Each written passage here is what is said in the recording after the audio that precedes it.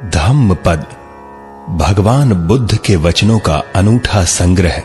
धम्मपद इसे मानवता की दिग्दर्शिका, गाइड टू द ह्यूमैनिटी कहा जाए तो अतिशयोक्ति नहीं होगी।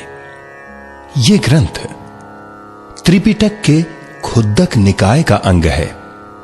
इसमें 26 वग्ग अर्थात वर्ग अथवा अध्याय हैं, जिनमें कुल 423 गाथाएं हैं। गाथा का शाब्दिक अर्थ होता है गेय पद, अर्थात वे पद जिनका संगायन किया जा सके। धम्म पद की प्रत्येक गाथा गेय है। यह दुनिया का अकेला ग्रंथ है जिसका विश्व की लगभग हर भाषा में अनुवाद हुआ है। यह है तो भगवान बुद्ध के वचनों का संग्रह, है तो एक बौद्ध ग्रंथ, लेकिन वास्तव में यह मानवता की निधि है, दुनिया की धरोहर है।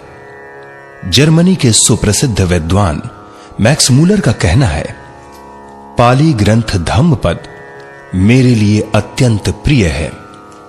निश्चित रूप से ये पद्यों का अत्यधिक रोचक संग्रह है, जो बौद्ध विचारों का वास्तविक चित्र प्रस्तुत करता है।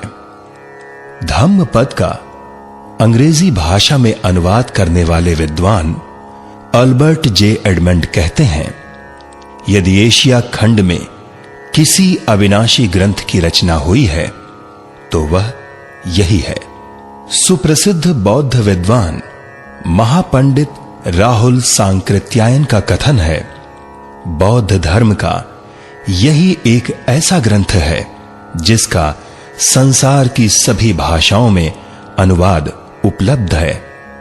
भगवान बुद्ध की कल्याणकारी शिक्षाओं तथा बौद्ध धर्म की वैज्ञानिक व्याख्याओं का अनुपम संग्रह यदि एक स्थान पर देखना हो तो वह धम्मपद में ही देखने को मिलेगा। धम्म जगत के सुविख्यात आचार्य डॉक्टर भदंत आनंद कौसल्यायन कहते हैं, और केवल एक पुस्तक को जीवन भर साथ बनाने की यदि कभी आपकी इच्छा हुई तो विश्व के पुस्तकालय में आपको धम्मपद से बढ़कर दूसरी पुस्तक मिलना कठिन है। दुनिया के विद्वान इस ग्रंथ का गुणगान करते हैं।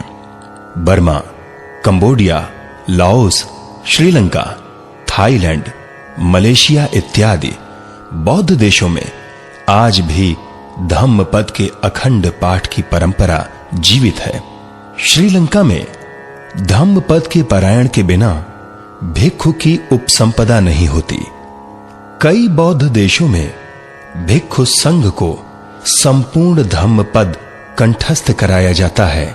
आज भी धम्मपद की 423 गाथाएं 26 वग्ग में संकलित हैं।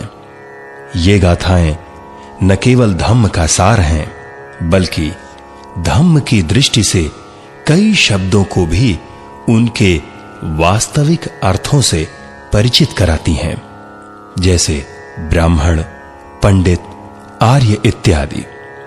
भगवान बुद्ध की देशनाओं के अनुसार ये गुणवाचक संज्ञाएं हैं, न कि जातिवाचक अथवा नस्लवादी उपमाएं। राजेश चंद्रा और कमलवीर भास्कर साल्वे की जुगलबंदी में प्रस्तुत है संपूर्ण धम्मपद का सस्वर सानुवाद संगायन। इस संगायन को कल्याण थाट के राग यमन और भूपाल